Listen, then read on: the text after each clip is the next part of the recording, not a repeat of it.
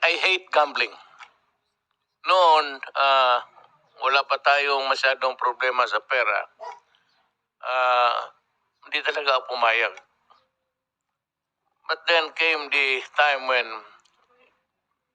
events happen and again, konektado ito sa oil because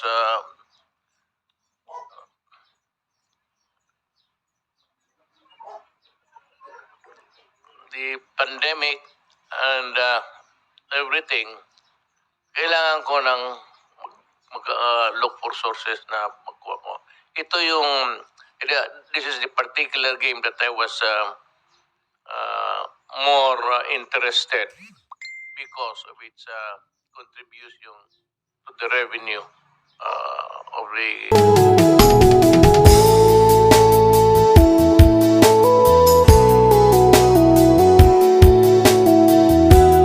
Now we go now to the, ito importante rin ito, updates ng there's a clamor, strong clamor from Congress to suspend itong isabong. Suspension lang, temporarily, or maybe permanent, whichever. I would like to hear the report of Secretary Guevara, Department of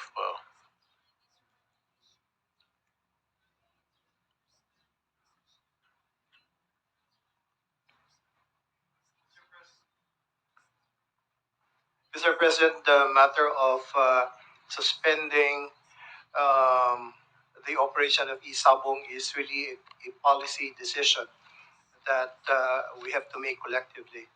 I suppose that the revenues being collected by the government will be the subject of a separate presentation by the chairman of the PAGCOR, who is with us this evening as well. But what I would like to explain, Mr. President, is the legal basis for authorizing PAGCOR to regulate Isabong, which until recently has not been regulated, although it has been in existence for quite some time already. Totally unregulated, and the flow of money in these operations has run into billions of pesos, Mr. President. So we were requested to render an opinion by the PAGCOR, Mr. President, on whether the PAGCOR has the authority to regulate Isabong. And prior to that, I understand that the Office of the Solicitor General has also been requested by the PAGCOR to render an opinion on whether the PAGCOR would have the authority to regulate Isabong rather than these operations being totally unregulated. My understanding, Mr. President, is that the OSG rendered an opinion to the effect that since Isabong could not be regulated by the local government units, because the local government units, Mr. President, would have power and authority over their territorial jurisdiction only. So, but Isabong is conducted online, and there is no territorial limit to speak of. So, for that reason, local government units would not have sufficient authority to regulate this type of operations. On the other hand, what the local government units, Mr. President, can regulate is the actual cockfight being conducted within their territorial limits. But the betting online, which does not recognize any territorial jurisdiction, is not something that can be controlled or regulated by the local government units. So it is the conclusion of the Office of the Solicitor General that the PAGCOR may have that kind of authority in the absence of such authority on the part of the LGUs. So subsequently, the opinion of the Department of Justice was also requested by the PAGCOR, and we studied the PAGCOR charter, and we came up with a conclusion that although there is no specific provision in the charter of the PAGCOR that authorizes it to regulate isabong, because at the time that the charter was enacted, there was no such thing as online sabong yet, Mr. President. Nonetheless, we relied on the general wording of certain provisions in the PAGCOR Charter as amended, which will authorize it to regulate and license operators of online sabong, more particularly those who operate the off-site betting stations, as well as the service providers, Mr. President, who develop the platform or the program to carry out online sabong. So there are two types there are two groups which are being actually regulated or licensed by the PAGCOR. One is the operator of the off-site betting station, and the other one is the service provider. So although there is no specific provision there, Mr. President, but following our rules on statutory construction, more particularly the rule on jusdem generis, Mr. President, we came up with a conclusion that this type of sports gaming, which includes betting off-site, is something that falls within the general jurisdiction of the PAGCOR. Of course, Mr. President, there are some observations from our legislature, more particularly from the Senate, which questions the correctness of the interpretation rendered by the OSG and the DOJ on the matter of PAGCOR's authority. So we stated that we have sufficient basis right now, but if Congress believes that a more specific, a clearer, and more and an unequivocal authorization is needed for the operation of isabong, then Congress is free to enact the appropriate law for the grant of franchises to isabong operations. So, Mr. President, again, on the matter of whether operations of isabong should be suspended in the light of some observations about people getting too much involved or getting addicted to it, and more recently, some people getting killed apparently because of isabong. Again, Mr. President, we have to weigh all of this vis-a-vis the economic impact and income or revenue being generated as well for the government, and which is being used by the government to address our problems with the pandemic. So that's basically the legal framework, Mr. President. Thank you. Ganito yan eh. All of the, I hate gambling. Noon, wala pa tayong masyadong problema sa pera. Hindi talaga ako pumayag. But then came the time when events happen, and again, konektado ito sa oil because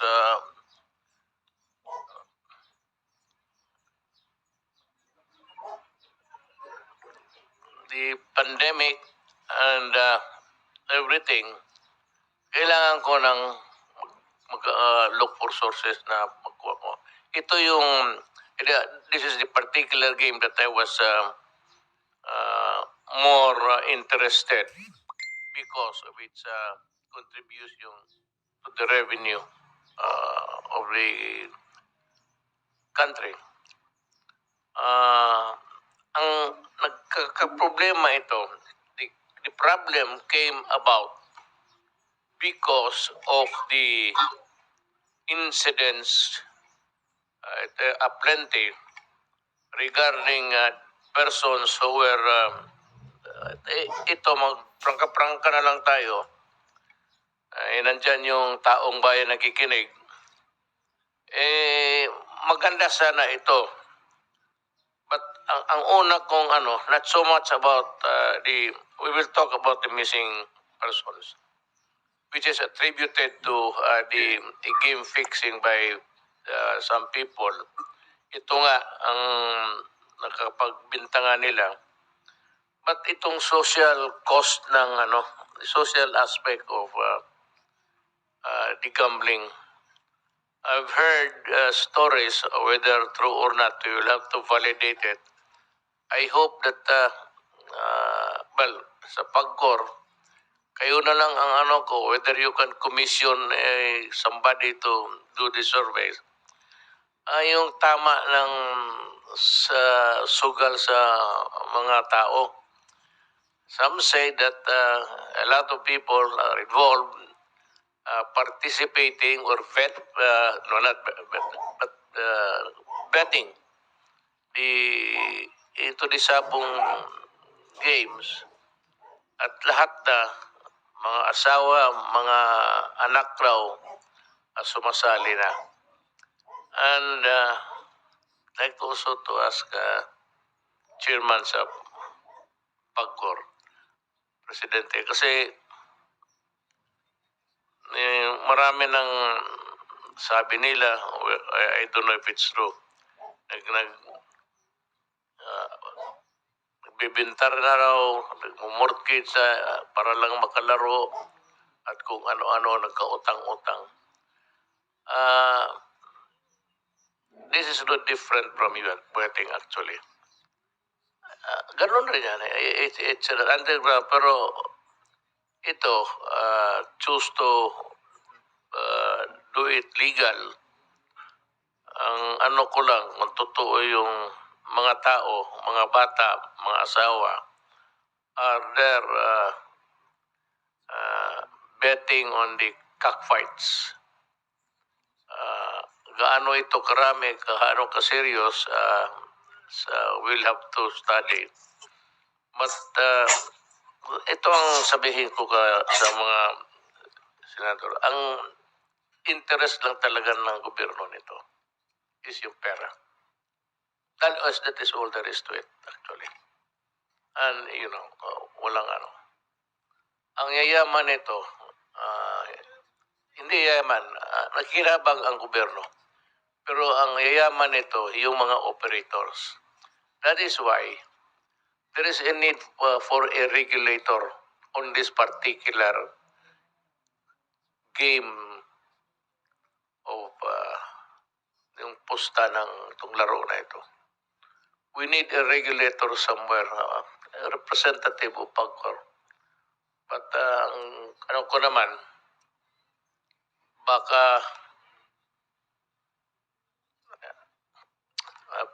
ayaw kong sabihin ko lang, baka itong mga regulator magkukurap na naman, ganon din ang labas. So PAGCOR has to, I do not agree with PAGCOR that the games should run 24 hours. It's only done in America doon sa mga casinos in the hotel. Pero hindi dito talo pa. It's not the hotel but the entire nation is free to go gambling. So titignan ko muna kung ano ang paraan nito. But yung sugal na 24 oras, hindi, I seem to disagree with that proposition.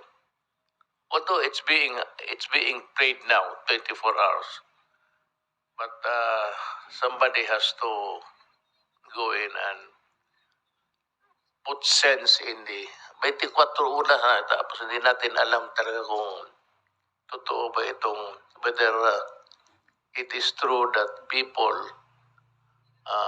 are into it in a number of irrespective of the age and everything. I'd like to hear si ma'am sa pagkormam. Ikaw ko. Magandang gabi po sa inyo, sir. Magandang gabi po sa inyo lahat. Siguro po, para mailagay sa tamang perspective, umpisahan ko lang po sa mga isang minutong brief history sa Isabong. Nagsimula po ang Isabong Bale noong 2010 pa, nung yung isang sabungan, nag-link sa isang sabungan at may malalaki silang TV na yung mga malalaro sa isang sabungan ay nakakalaban o nakakatayaan yung sa kabilang sabungan. Ang bayaran po dito ay through agents. Pero po nung nagkaroon na, nung 2012 po, nung nagkaroon ng Western Union o yung mga pera padala, nag-expand po ito hindi lang po sa isang sabungan, sa lahat na ng sabungan na pwede, at doon po sa mga sports bars, sa mga private venues, at sa iba pa pong venues, nagkaroon na po ng interbetting ang mga manlalaro. At ang bayaran po ay sa pera padala. Nag-kick off po talaga ng malaking isabong operators noong 2018 na malakas na po ang internet. Pero po noong 2018, hindi pa po siya talaga lumakas dahilan ang mga aficionado po o yung mga nagsasabong ay ayaw naman po nila yung virtual. Gusto po nila talaga yung nanonood doon sa sabungan. Pero po nung nagka-pandemya noong 2020, nang nawala ang traditional sabong, doon po talaga nag-kick off at naging masyadong malaki na ang isabong. At doon na po na-catch ang attention mula ng 2018 na nag-internet kung bakit hindi ito regulated. Mula pa po 2010 hanggang po nung i-regulate namin noong 2021 February, unregulated po ito. Lumaki po ito kasi yung local government units nagkaroon po ng paglilisensya dun sa mga off-cockfight betting stations. Ngayon po, nung i-regulate na po namin, nagkaroon na po ng una, revenues generated. Pangalawa po, nagkaroon na rin ng regulasyon na kung paano ang mga minors ay hindi pwedeng tumaya, which means 21 years and below, at sa abot ng aming makakaya na yung mga banned personalities, pati sa mga casino na may history ng addiction, ay hindi na rin po makakataya through doon sa aming facial recognition na betting doon sa kanilang ginagamit na mobile phones at doon po sa pag-monitor ng mga back offices ng lahat ng operators kung saan nandun po lahat ang mga player accounts na every 15 days sinusuri po ng aming monitoring and enforcement agency. Yun po ang background nito. Nagsimula po ng 2010 na regulate lang po ng national government noong 2021 February. Doon po sa kautusan na ibinigay sa amin doon sa ni Executive Secretary sa kanyang memorandum noong March 8, 2022, tinanong po kami doon at sinabi po sa amin kung paano nagko-comply ang mga operators namin doon sa mga nakalistang kondisyones doon sa lisensyang binigay namin sa kanila. Patuloy naman po talaga ang pag-monitor namin yan. Kaya po doon sa 8 lisensyado may notice to proceed, 2 na po ang nasuspinde in a matter of about 10 months or 8 months. Kasi po nagsimula pa lamang ang operation noong April 2021, isa pa lang po ang operator noon. Ang isa po sa mga nasuspinde noong September 2021 ay yung pong Encuentro.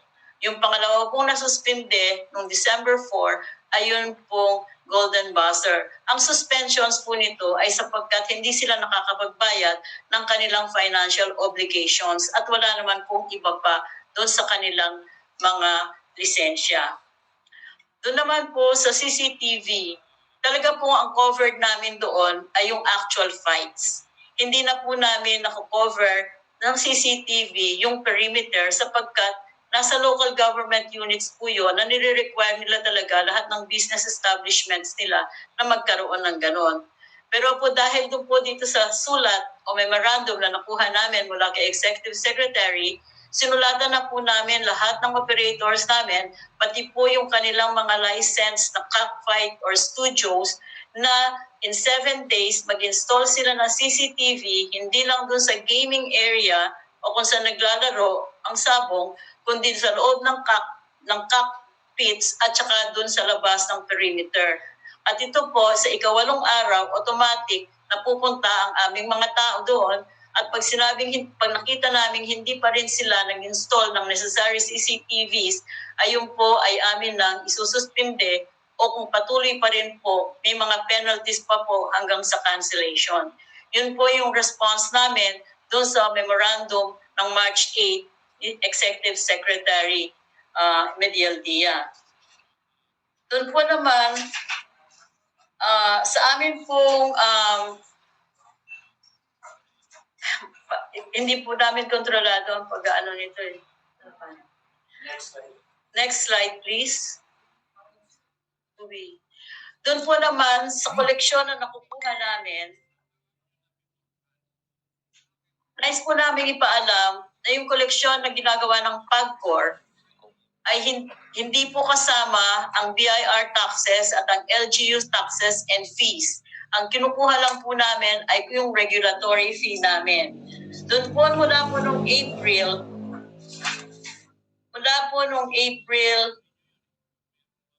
to December 2021, ang recorded income po na nakuha namin, which is exclusive of all other taxes and fees that other government agencies may collect, ay 3,690,752,016 pesos po. Nagsimula po kasi kami noong April, isa pa lang po ang operator at naging 8 po sila nung matapos na po ang taon.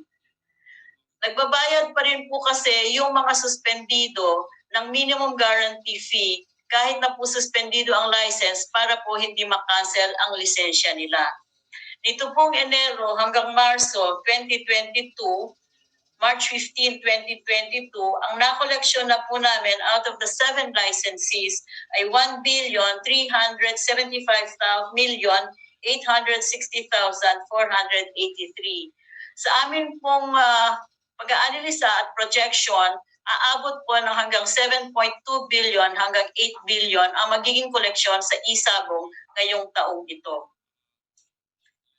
Doon naman po sa pag-aaral namin dito sa aming patuloy naman po kasi yung aming fine-tuning ng aming lahat ng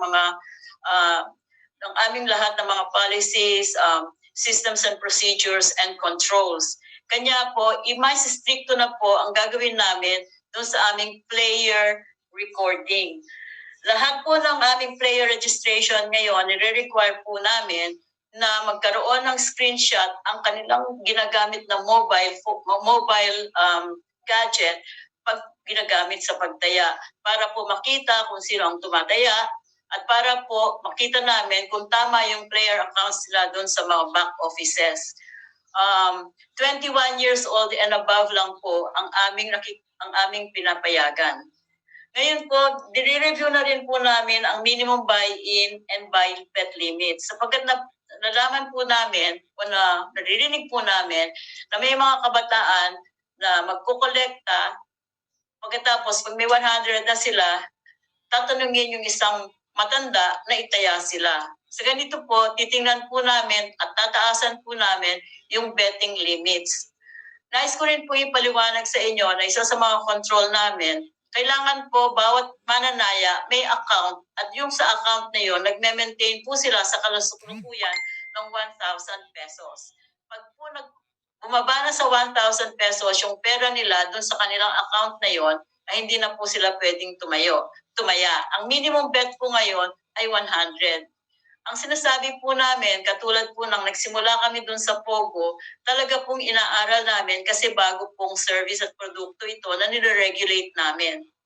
At napakahirap po talagang i-regulate sapagkat ang mga stations ay all over the country.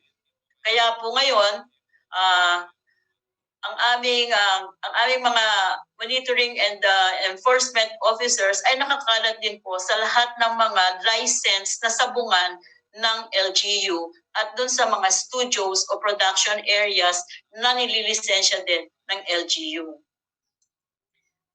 Marami rin po kaming nilalagay na banning mechanisms kasi po ni-integrate po namin yan ngayon, yung kanilang system, dun sa system ng aming banning mechanisms para po yung na-identify na na-addict na dun sa mga paglalaro, kahit anong sugal, maski sa casino o dun sa e-bingo o e-game, ay ma-integrate na rin po dito sa e-sabong. At ini-encourage din po namin ang mga pamilya nila na sabihin sa amin kung sino sa pamilya nila ang dapat naming iban at agad-agad po naman namin talagang ini-implement yon doon sa lahat ng areas na may operation kami, hindi lamang po sa e-sabong. Dito nga po sa CCTV requirement, kailangan din po namin makausap ang LGU sapagkat sila naman po talaga ang nandoon, lalo na po yun sa mga perimeter outside the cockpits kung saan daw po nangyari naman itong pagkawala ng mga nagsasabong, mga sabongero. Hindi po namin sinasabi na gusto namin mangyari yan o kaya po ay dahilan yan na pwedeng lahat naman na parang shotgun approach, lahat naman po kahit walang pagkakasala o wala pang na-prove na guilty, ay pwede na po namin suspendihin sapagkat may contractual obligations din po kami sa kanila. At on the other side naman po, meron din naman po kami obligasyon sa COA dahil revenue stream po ito na kung wala kaming dahilan na pwede nilang pakinggan legally o acceptable sa kanila sa kanilang mga audit laws and procedures, magiging sagutin naman po namin itong 640 million average a month na collection mula sa e-sabong. Yun po ang nagiging problema namin. Pero po kung ano po ang magiging desisyon ninyo sa cabinet at sa inyo po, sir, susundin po namin yon. Kung gusto po ninyong i-cut ang number of hours, i-cut po namin yon at pag-aaralan po namin mabuti na hindi naman mababawasan din yung aming pagre-regulate. Kung gusto po ninyong ipatigil, ang sasabihin ko lang po sa inyo na kung mula 2010 hanggang 2021, hindi po ito nag-regulate at malakas na po ng palakas, hindi po siguro enough na suspendihin lamang ng PAGCOR ang mga lisensya pagkat magtutuloy-tuloy po ito at unregulated at illegal nga lamang.